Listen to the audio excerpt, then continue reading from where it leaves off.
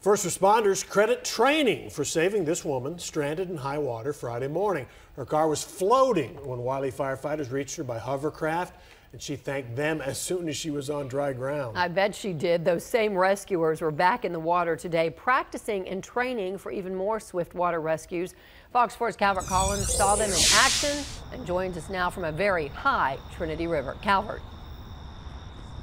That's right, Heather and Steve. The Trinity River stands just over 40 feet in moderate flood stage through Friday. But when calm waterways like the Trinity overflow their banks, spilling onto roadways, driving turns dangerous and trained rescuers are called in to save lives.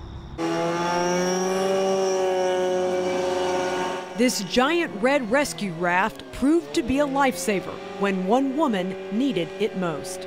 We put into the water and got everything going and cut a barbed wire fence and flew over couple other barbed wire fences and then made it out to the young lady that was on her car.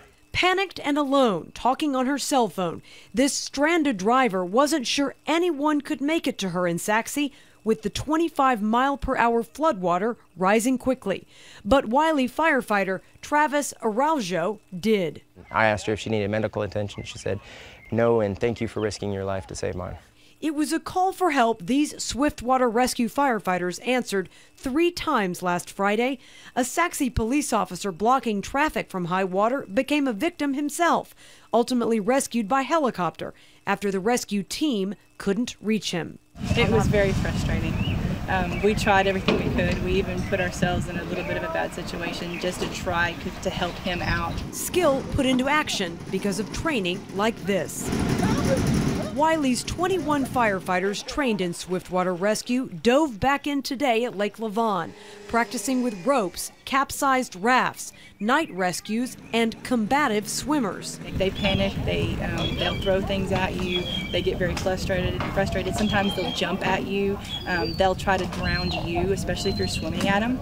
They try to push you down because you're up. They want to be above water.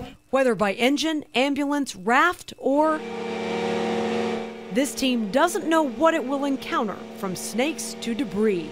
They credit this specialized training and equipment like hovercrafts to position them to save lives on land or in water. It's absolutely essential to be comfortable in the water, to be comfortable around it, and to feel like you will be successful. And they certainly were last Friday in those water rescues. They've had others in the past month with all of the flash flooding up near Wiley. In fact, this same group of swiftwater rescuers have been called up to Gainesville to help with the flash flooding there.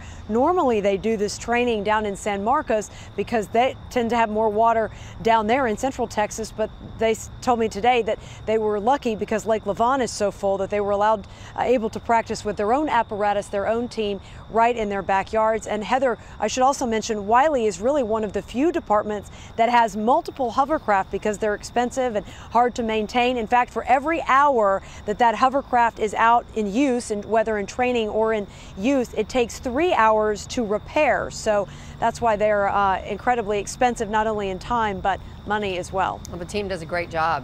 Calvert, thank you.